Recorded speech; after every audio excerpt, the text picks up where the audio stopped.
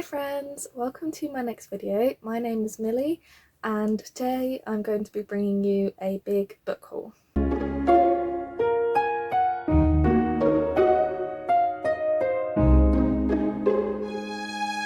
So this is actually the first book haul that I've ever done, which is really exciting because I personally love watching book hauls. So I've been saving up the books that I've hauled over the past few weeks into, I was going to say a little stack, but it's a really big stack, in order to be able to film this video for you. I do want to preface this by saying that I did not buy all of these books myself. I probably bought maybe a third, maybe half of them myself. The majority of these were sent to me by the publishers, which I am very, very grateful for. I am very lucky that as a bookseller and as a bookstagrammer that I do get sent books from publishers, so I am really thankful to any publishers that have sent me any of these. Before we get into any of the books, I just want to say I'm so happy that the weather is warmed up enough right now that I can be wearing a dress. I know it's going to get miserable again.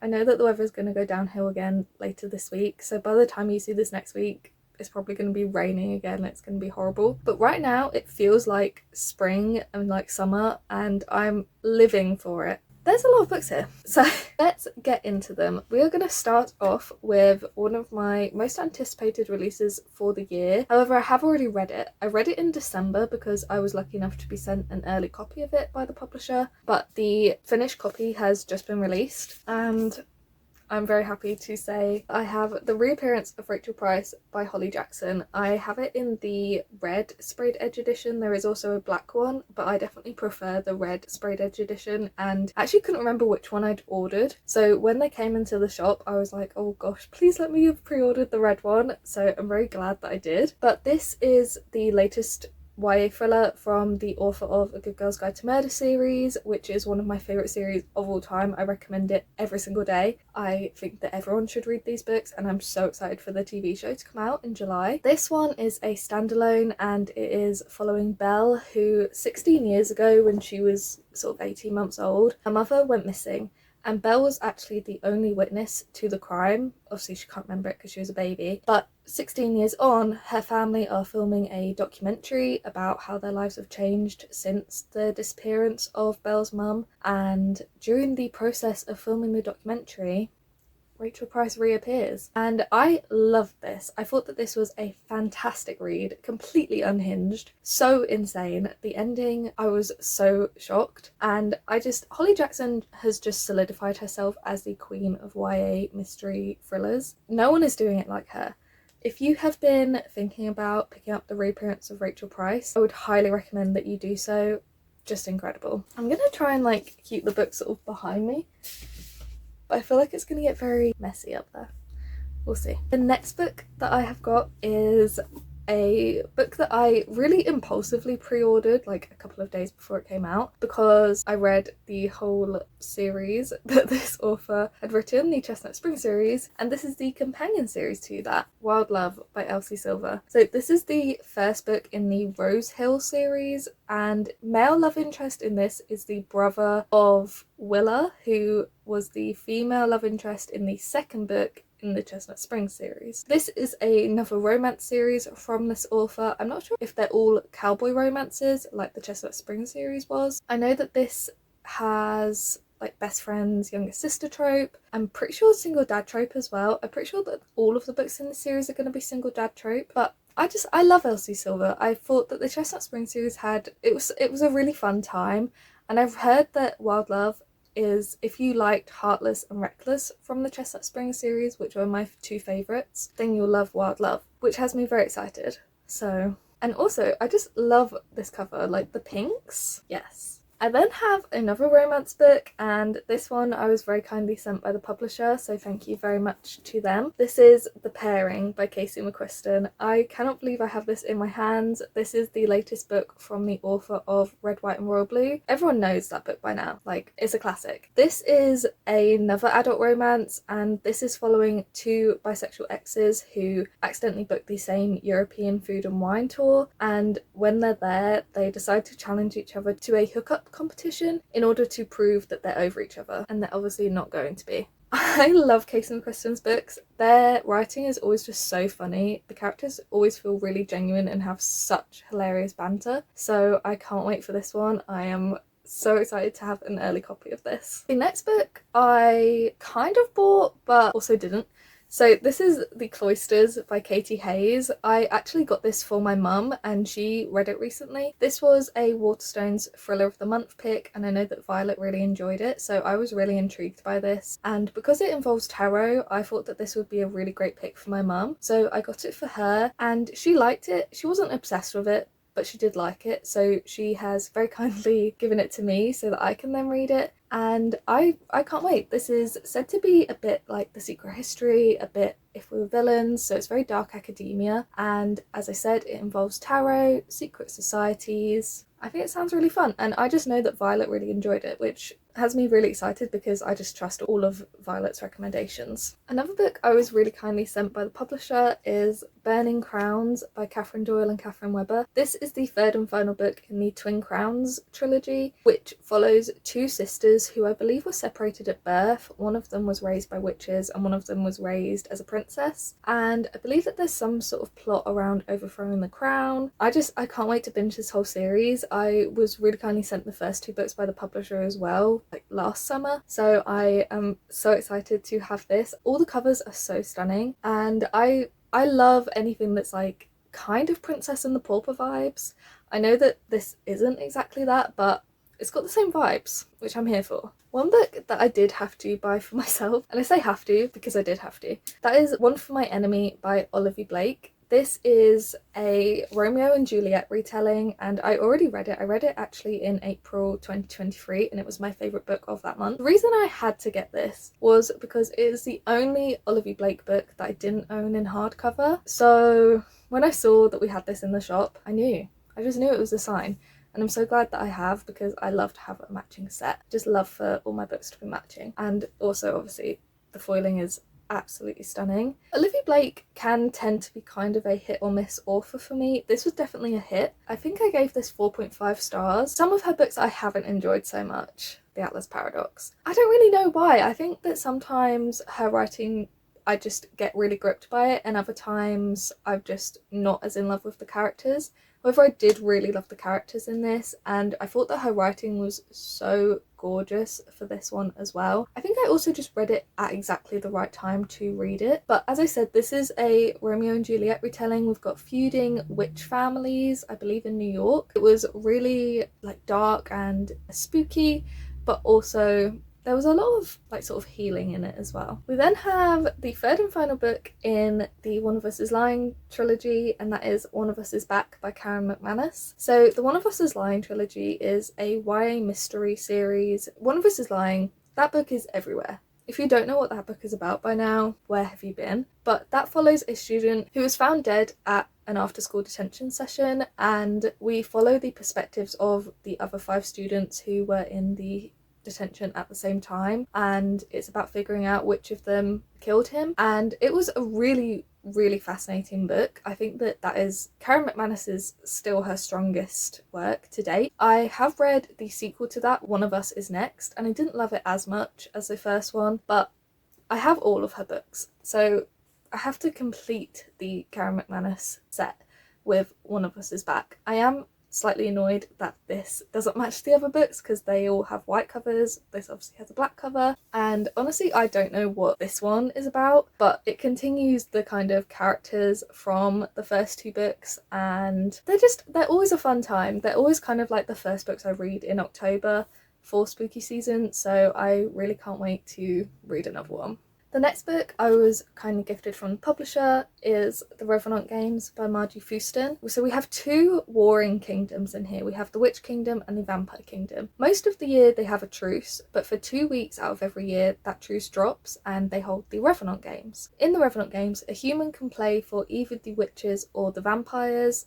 If they manage to capture the most powerful witch, then the vampires will grant them immortality. If they manage to capture the most powerful vampire, then the witches will bring someone back from the dead for them. And our main character wants to both save the life of her dying best friend, but also bring back her dead sister. So I'm really excited for this. I haven't read Margie Fuston's other book, Cruel Illusions, but I have got it. And that was also a book involving vampires, I believe. And I'm here for this vampire resurgence. I really love books with vampires in, especially when you've got vampires and witches. And considering this does sound a bit Hunger Games-esque as well, I think this is a recipe for success. I was then really kindly sent a really highly anticipated release for me. That is the Luis Ortega Survival Club by Sonora Reyes. This is the second book from the author of The Lesbiana's Guide to Catholic School, which I read perhaps last year and loved, absolutely loved. It was so fantastic. I would highly recommend you go and read that if you love a YA contemporary. That is one of the best YA contemporaries I think I've read. So this is the author's second book, and we're following a girl who was sexually assaulted by Luis Ortega, and rumours start flying around at school that she invited this sexual assault upon herself, and she actually ends up finding out that there are other girls at the school who have been through the same ordeal, and they kind of team up to, I think, get revenge. So this sounds like it's going to be quite a tough read with the topics it's dealing with. Sounds like there's going to be quite a lot of trigger warnings, so I would recommend, if you are thinking about picking it up, that you go and research what those are. I love Sonora Reyes' writing. Her characters felt so genuine in her first book, and I really can't wait for her second book as well. Even with the toughness of the topics that we're dealing with in here, I still think this is going to be an absolutely fantastic book, and definitely topics that YA books need to tackle more, because it is something that so many teenagers do go through and they don't have anyone to relate to. So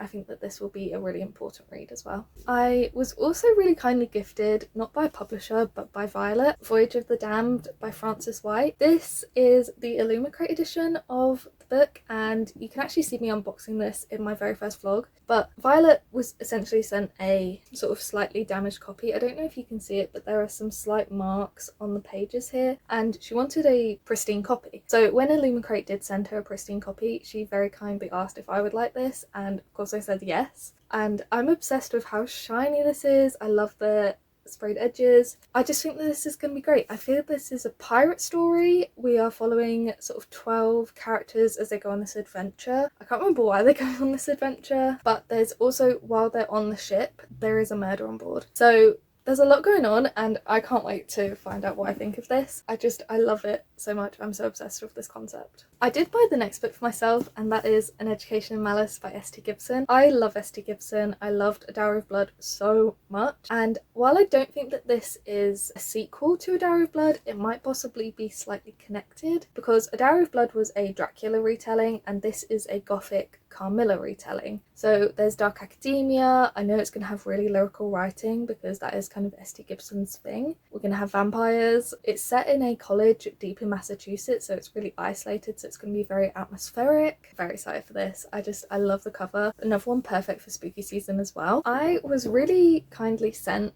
a copy of Dragon Fruit by Makia Lucia. I was sent this as part of an Instagram book tour that I'm going to be participating in, which you will be able to find on my Bookstagram. But this is I believe it's Pacific Islander inspired. It says, "In the old tales it is written that the egg of a sea dragon, dragon fruit, holds within it the power to undo a person's greatest sorrow. But as with all things that offer hope, when hope is gone, the tale comes with a warning. Every wish demands a price." So I believe in this, there's some sort of quest going on. We're searching for the dragon fruit. There's two main characters, I believe. I've heard really fantastic things about this. I've seen a lot of people loving it, so I'm really excited to get to this. And obviously this cover, like, that is just so stunning. I can't get over it. I think this is going to be incredible, and another sort of book set at sea, which I love, so perfect for summer, I feel. One more book that I bought for myself was The Midnight Kingdom by Tara Sim. This is actually the sequel to The City of Dusk, which was a Fairy Loot pick for their adult fantasy box right when it first came out, so I can't even remember when. I have been really intrigued by that book. I kind of really love the atmosphere that it's giving off. We've got 4 heirs to 4 noble houses who, I think that they have to try and team up in order to stop a war, and I just really love the sound of it. And I love to have matching sets, guys, and seeing as I have the first book in hardcover, when I saw this when I was in Norwich, the one I had to pick up, I just had to. So I'm really excited to have both books matching and eventually have the third book matching as well. I'm really scared that these books are all gonna fall on my head.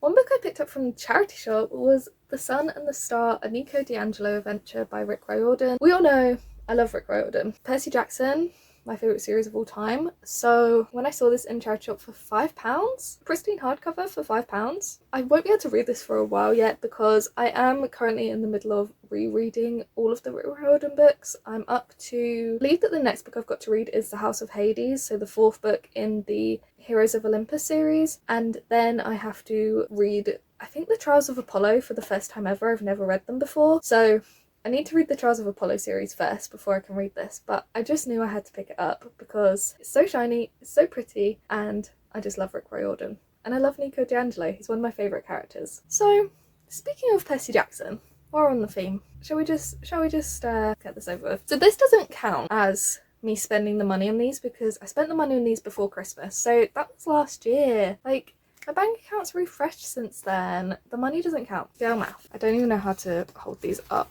I bought for myself the Illumicrate editions of the Percy Jackson series. I can't believe I own these. They're the most stunning books I think I've ever seen. They're the most stunning books I own. These are my prized possessions. These are my babies. These are what I would save in a fire. They're so pretty. So these are the Percy Jackson series, and they're just the most stunning special editions I've ever seen. We have, I can't even hold these all up. We have a gorgeous sprayed edge design, and they're just, oh, they're so pretty. I'll hold up my favourite one in the series while I talk about these. So, Battle of the Labyrinth, obviously. I did buy these for myself because I've always wanted Percy Jackson special editions. Percy Jackson is my favourite series of all time, as we've discussed. So when I saw that Illumicrate were doing these, I knew I had to get my hands on them. I had a very stressful time trying to buy these, so when I did, I was thrilled. And it was so worth it. These are incredible. I am so grateful to my past self for buying me these. So in love. On the topic of buying whole series for myself in one go, I may or may not have bought myself the entirety of the Laur Olympus series. Guys, I know, I need to stop buying series all in one go. No one knows that better than me. But I have been wanting to buy these books for so long, ever since I saw them come out in physical copies, because you can read these on Webtoon, but ever since I saw these come out in physical copies, I have wanted to own these. I love the concept of Hades and Persephone. I love the art style that I've seen. It's so pretty. They've always been too expensive for me to buy before. They retail at like £20 each, and they've always just been too expensive for me to buy before, but with my bookseller discount, I was like, you know what? Why don't I just get these? So I have, and I have got all 5 of the books published so far. So we've got Laur Olympus Volume 1, Laur Olympus Volume 2, Laur Olympus Volume 3, Laur Olympus Volume 4, and Laur Olympus Volume 5. And I have also pre-ordered Volume 6 as well, because that's coming out in May. And I just really want to do a week where I just read all of the Laur Olympus books that have come out so far in one go. I just think that would be so much fun. I think it would be just a really great time to immerse myself in this world, in this artwork as well. And the final series that I've bought all in one go, and this is not as bad because I have read the first book and loved it, was the Daughters of Izdihar series by Hadir Elsbai. So we've got the Daughters of Izdihar and the Weavers of Alamaxa, and I first read the Daughters of Izdihar on NetGalley last year, I want to say, and I loved it. It was a 5-star read for me. I adored it. It was so fantastic. This is an Egyptian inspired fantasy where we have 2 main characters, a water weaver and an earth weaver. One of them is part of a radical women's rights group called the Daughters of Izdihar, and it was just amazing, like incredible. So I knew I had to get a physical copy of it at some point, and then when I was in Norwich I saw both of them together, and I didn't even know that the Weavers of Alamaxa was out yet. I had to get them both, and now I have got both books. I want to reread the Daughters of Izdihar and then get straight into the Weavers of Alamaxa so that I'm fully immersed in the world, but I can't wait to binge this series in one go. I just love it so much. I love these characters. This is growing around me. We then have, I haven't read the first book in this series, but I know I'm gonna love it. It's on my 5-star predictions list, the first book. You can go back and watch. But we have The Well of Ascension by Brandon Sanderson. This is the second book in the first era of Mistborn, which is, I believe it's the first series that you have to read in order to get into Brandon Sanderson. But I need someone to definitely confirm that for me who has read Brandon Sanderson. However, I just know that I'm gonna love it. I know I'm gonna fall in love with his books, and I just don't want to have to be buying them all in one go. So when I saw this in Norwich, I was like, you know what, let's just get this. And then when I read The Final Empire, if I just want to go straight into the next book, I can. This is massive though. This is like, how many pages even is this? This is 763 pages long, but I'm here for it. I'm ready. I need to read Brandon Sanderson. As I've said, this is going to be my year of reading Brandon Sanderson. I haven't started yet, but this will be the year that I start reading Brandon Sanderson and fall in love with his books and have so many to buy. So I just don't want to buy them all in one go. So I'm just going to have to buy them in, bits and pieces. The next book I was really kindly sent by the publisher, and we were actually all sent one at my store. That is You Are Here by David Nichols. Oh my gosh, this is the latest book from the author of One Day, which obviously has taken the world by storm.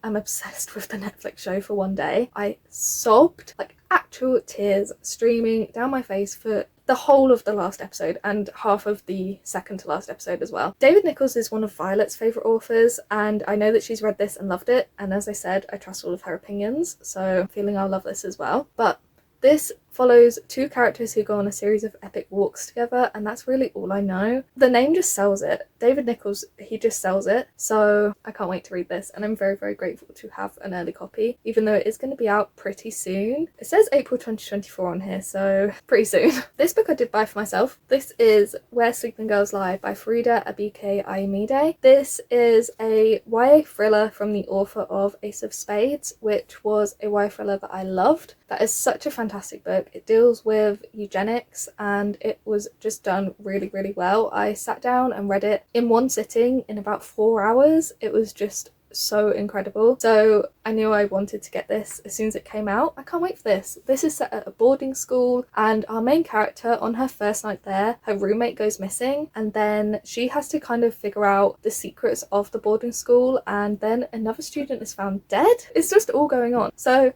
I can't wait for this. I love this author's writing, and another spooky season book. This one I don't really have any excuse for buying other than the fact that it was £2 in a charity shop. Record of Spaceborn Fe by Becky Chambers. This is the third book in the Wayfarer series. I own the first one, haven't read it yet. Don't own the second one. I feel like I'm going to love Becky Chambers. When I first bought the first book, it was really an impulse buy, purely based on the fact I'd seen it in booktube videos, and I've been really unsure for quite a while about whether I really wanted to read it. But I think that more and more as I've been reading more adult fantasy, I've actually been more interested in adult sci-fi as well. And the Wayfarer series is an adult sci-fi series. I just saw it for £2 in a charity shop with these pretty edges, and I just had to get it, guys. I don't have an excuse, I'm sorry. Another one I feel I'm gonna get told off for. This Cover Won't Break by Isabel Sterling. Don't own the first book, haven't read the first book. All I know is these are YA witchy contemporaries, but it was £2 in the charity shop once again, and I have been wanting to read this series for a really, really long time. Since I first sort of got into Bookstagram and Booktube and I saw these books being recommended, I've been wanting to read this series. So I saw this for £2 and I was like, you know what? It's gonna have to be done. We're on to the last few books now. So I was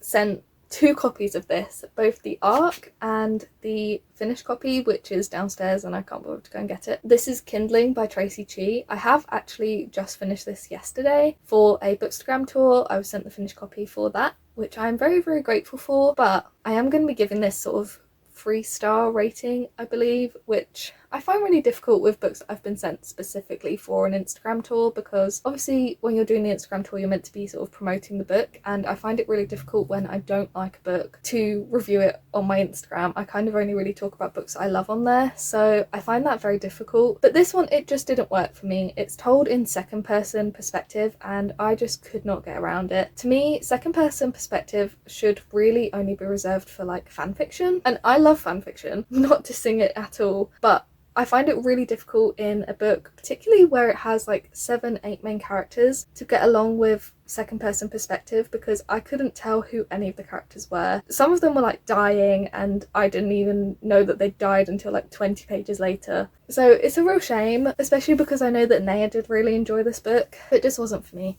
This sort of follows, as I said, 7 soldiers. They're kind of looking for peace in the aftermath of a war that they were all fighting in. And I love the concept, and I think the author is a really talented writer, but the second person perspective I don't think worked with having that many main characters in. Now, I did buy this book for myself. This is Hellbent by Leigh Bardugo. This is the sequel to Ninth House, which was Leigh Bardugo's first ever adult fantasy. Obviously, Leigh Bardugo is the author of Shadow and Bone and Six of Crows, both of which I love. I loved Ninth House as well. I believe I gave it 4 stars perhaps, but I do definitely think that upon rereading it I would enjoy it even more, because I'd just feel a bit less like, whoa, there's a lot going on here, because there is a lot going on here. We're following Alex, who I can't really remember what's going on, but it's dark academia. There's like demons involved and like layers of hell and ghosts. Alex can talk to ghosts, and it was very heavy. There were a lot of trigger warnings in that book, particularly for sexual assault. So I would say if you're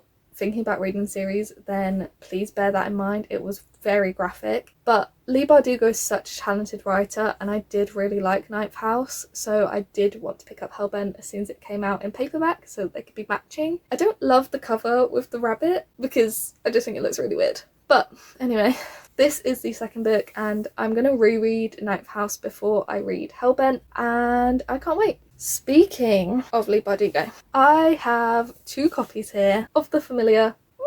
I can't believe The Familiar is out. I can't believe it's here. I can't believe that I was sent a proof copy of this before it came out, and I haven't read it yet. It's not all my fault though. I was sent this like 2 weeks before the publication date, and I just had too many reading plans to be able to fit it in. So while I didn't get around to reading it before it was published, I am still so grateful to the publisher for sending me a proof copy of The Familiar. It is a prized possession for sure. But my pre-order of the finished copy of The Familiar arrived a couple days ago, I want to say, and it's the Stunning Waterstones edition, of course, because I had to get this gorgeous edition. We've got these beautiful, I don't know if it's focusing or not, these beautiful edges. It's so pretty. We have this gorgeous foiling on the hardcover, and this is my favourite part about the book. We have these incredible end papers, foiled end papers, and they're so pretty. This is a standalone adult fantasy from Leigh Bardugo, and it's set during the Spanish Inquisition. Fate can be changed, curses can be broken. In a shabby house in the new capital of Madrid, Lucia Cortado uses scraps of magic to get through her days of endless toil. But when her scheming mistress discovers her scullion is hiding a talent for little miracles, she demands Lucia use those gifts to win over the royal court. Determined to seize this chance to better her fortunes, Lucia plunges into a world of power-hungry nobility, desperate kings, holy men and seers, where the lines between magic, science and fraud blur. With the pyres of the Inquisition burning, she must use every bit of her wit and resilience to win fame and hide the truth of her ancestry, even if that means enlisting the help of an embittered, immortal familiar whose own secrets could cost her everything. A bewitching novel brimming with peril in a world where a woman's ambition can be deadly. Leigh Bardugo, and it's actually said to be her best work yet, which, when you think about Six of Crows existing, that's a big statement. Can't wait for this. I don't think I'm going to be able to fit it into my April reading plans, because April I'm trying to tackle my NetGalley TBR, so the only book that I've read in April and plan to that doesn't fit into that was Kindling by Tracy Chee, because I had to read that for my Instagram book tour spot. This I don't have on NetGalley, so I don't think I'm going to be able to fit it in April. You can rest assured this is going to be the first read of May. Like, I have to pick this up. I just have to. There's nothing else for me now. Okay, so that is the end of my book haul. I have hauled, let's count, 1 second.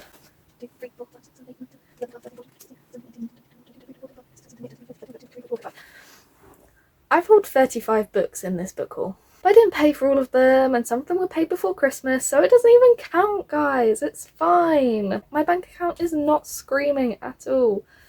So I am really, really grateful to have these books. I know that with book hauls, a lot of the time people like to preface them with saying, you know, it's my money and I can buy what I want with it and stuff, and that's true. It is my money. I can buy what I want with it. So if I want to treat myself to some books after a hard week or a hard day, that's what I'm gonna do. And I'm not mad about it because look at these. I can now add these to my library. I can add them to my spreadsheet, which I love to do. I love to add a book to the spreadsheet. So I hope you've really enjoyed this book haul. I'm so excited for all of these. I'm so excited to put the Percy Jackson books in Pride of Place somewhere. I don't know where yet. Probably right up the top of this bookshelf if I can fit them in, because that's very full, so I'm not sure where they're gonna go. But it's fine, it's fine, it's fine. Yes, I'm really grateful to have all of these. I'm really grateful that the sun is shining, that books are coming out, books are being published, that we've got these gorgeous books out in the world. And what am I most excited for to read out of these books? Probably The Familiar by Leigh Bardugo.